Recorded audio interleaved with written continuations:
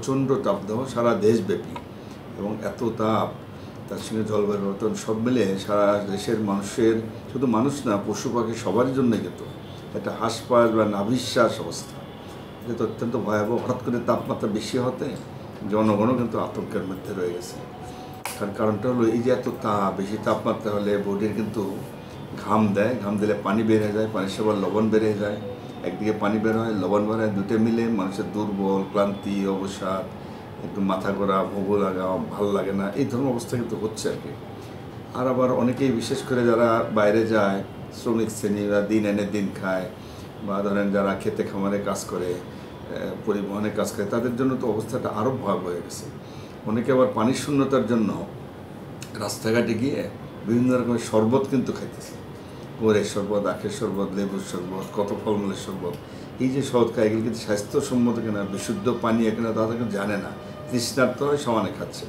এছাড়াও যে বাইরে আজেবাজে খাওয়া দাওয়া, খোলামেলা খাওয়া, ধুলাবালি পরে, মাছি পরে, মশা পরে, এমনিতেও ঢাকায় বায়ু দূষণের জন্য বেশ 1-2 মধ্যে ওঠানামা করে, এগুলো খেয়ে আবার ডায়রিয়া জনিত রোগ কিন্তু হচ্ছে, বিশেষ করে বাচ্চাদের ডায়রিয়া হচ্ছে, বমি হচ্ছে। এছাড়া আরও কিছু হচ্ছে, অনেকে হয়তো ঠান্ডা পানি খায়, আসে এই গরমের থেকে আসে ঠান্ডা খায়, ঠান্ডা খায় তার টনসিলাইটিস, ফেরিনজাইটিস, সাইনাসাইটিস, বক্ষব্যাধিতে প্রবলেম হচ্ছে, বাচ্চাদের ছোট ভাইরাস ইনফেকশন হচ্ছে, নিউমোনিয়া হচ্ছে।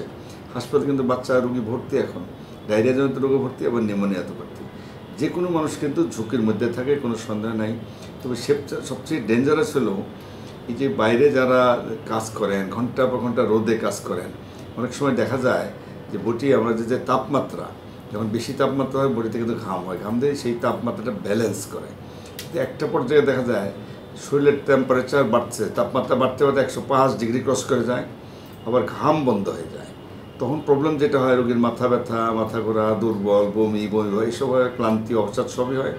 এক পর্যায়ে ওই আক্রান্ত ব্যক্তি কিন্তু জ্ঞান হারাতে পারে। এটাকে বলে হিট স্ট্রোক। এটাই কিন্তু সবচেয়ে ডেঞ্জারাস।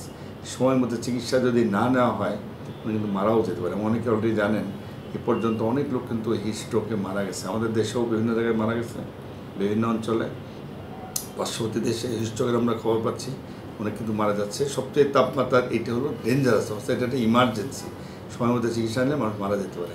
এগুলো থেকে পরিত্রাণের মূল কথাটা হলো, জনগণের জন্য একটা কথা বারবার বলছি, আপনার অযথা আপনি কেউ বাইরে যাবেন না, ঘোরাফেরা করবেন না, রোদে যাবেন না, ছায়াযুক্ত স্থানে থাকার চেষ্টা করবেন, ঘরে থাকার চেষ্টা করবেন। যাদের কাজকর্ম করতে হয়, কাজগুলো সকালে বা বিকেলে করলে সবচেয়ে ভালো হয়, তখন টেম্পারেচারটা কম থাকে। দুপুরে প্রচণ্ড রোদের মধ্যে যতটুকু অ্যাভয়েড করা সম্ভব এটা কিন্তু করা উচিত। তবে যারা শ্রমিক শ্রেণী, কৃষক, শ্রমিক বা রাস্তায় খেতে খাবারে যারা কাজ করে, বা রাস্তার ধারেও তো দেখি রোদের মধ্যে অনেকে কাজ করতে হয়, পেটের দায়ে যেতে হয় বাইরে, তাদের জন্য সবচেয়ে যেটা জরুরি প্রথম কথা হলো তারা ছাতা ব্যবহার করবে। ছাতাটা কিন্তু অনেকটা হিট থেকে প্রোটেকশন দেবে। অনেকে মাথায় বড় দেখবেন ওই ক্যাপের মতো পাওয়া যায়, এগুলো কিন্তু তালপাতা এগুলো দিয়ে বানায়, মাথায় এটা পরা যেতে পারে, তাতেও কিন্তু হিট প্রোটেকশন দেবে। এই একটা। আরেকটা যেটা সবচেয়ে জরুরি, যারা অনেকক্ষণ রোদে কাজ করেন, তারা অন্তত কিছুক্ষণ রোদে 1-2 ঘন্টা পরে কিছুক্ষণ যেন ছায়াযুক্ত স্থানে এসে একটু রেস্ট নেন। কিছুক্ষণ রোদে কাজ করেন, কিন্তু একটানা রোদে যেন কাজ না করেন। একটা রোদে কাজ করলেই কিন্তু হিট স্ট্রোকের ঝুঁকিটা বেশি হয়ে যাবে। আরেকটা হলো প্রচুর পানি পান করতে, শুধু পানি না, তরল যে কোনো জিনিস। সবচেয়ে খেয়াল রাখতে হবে, পানির সাথে যেহেতু লবণ বের হয়ে যায়, শুধু পানির সঙ্গে একটু যে লবণ মিশিয়ে নিলে সবচেয়ে ভালো হয়। ওরসেলাইন কেউ খেতে পারেন, বা যে কোনো তরল ওর সঙ্গে কিন্তু একটু লবণ মিশিয়ে নেবেন। প্রচুর পানি পান করবেন, কিন্তু অবশ্যই যেন সেটা বিশুদ্ধ হয়। যে রাস্তাঘাটে খোলামেলা বা শরবতের নামে যেগুলো বিক্রি হচ্ছে, এগুলো কিন্তু কেউ পান করবেন না। ইভেন খোলামেলা খাদ্যও কিন্তু বাইরেগুলো খাবেন না, নিজের ঘর থেকে এনে খাবেন। এমনকি মনে রাখবেন, খাওয়া দাওয়া নিজের ঘরেও যদি অনেকক্ষণ ফ্রিজের বাইরে থেকে এটা কিন্তু নষ্ট হয়ে যায়, সেই খাওয়াকে কিন্তু ডায়রিয়া জনিত রোগ বাড়ছে। সুতরাং এই ব্যাপারে সবাইকে সতর্ক থাকতে হবে। খাওয়াটাও যেন টাটকা হয়। এই যে গরু খাসি এগুলো একটু কমায় খাওয়া, পোলাও, বিরিয়ানি, গরুপাক জাতীয় অ্যাভয়েড করা। নিজের ঘরে স্বাস্থ্যসম্মত ভেজাল মুক্ত খাওয়া দাওয়া করবেন, শাকসবজি বাড়িয়ে নেবেন, তো ফলমূল সামর্থ্য অনুযায়ী খেতে পারলে আরও ভালো হয়। যে কোনো বয়সের মানুষই কিন্তু ঝুঁকির মধ্যে থাকে, ছোটো বাচ্চা, বয়স্ক, তারাও। ছোটো বাচ্চাদের বেশি ঝুঁকি, বয়স্কদেরও ঝুঁকি বেশি, বিশেষ করে যারা রোগে ভোগেন। বয়স্করা বিভিন্ন রোগ, যেমন কিডনি রোগী, হার্টের রোগী, লিভারের রোগী, স্ট্রোকের রোগী, বা ডায়াবেটিসের রোগী, উচ্চ রক্তচাপের রোগী, ক্যান্সার, বা শরীরের প্রতিরোধ ক্ষমতা যাদের কম, তারা কিন্তু অবশ্যই বাইরে যাওয়া যতটুকু সম্ভব, এই রোদের মধ্যে বাইরে ঘোরাফেরা, বেড়ানো, পার্কে যাওয়া, রেস্টুরেন্টে যাওয়া, এগুলো যতটুকু সম্ভব অ্যাভয়েড করবেন। এটা কিন্তু সবার জন্য জরুরি আর কি। বাইরে বাচ্চাদের চলাফেরা ঘোরাফেরা যতটুকু সম্ভব অ্যাভয়েড করাই সবচেয়ে ভালো। বাচ্চারাও যেন পর্যাপ্ত বিশুদ্ধ পানি পান করে, এই ব্যাপারে সবাই সতর্ক থাকবেন। এবং বাচ্চারা যেন বাইরের আজেবাজে খোলামেলা এই ধরনের খাওয়া যেন না খায়, এই ব্যাপারে যেন বাপমার যারা আছেন বা অভিভাবক যান তারা একটু খেয়াল রাখবেন।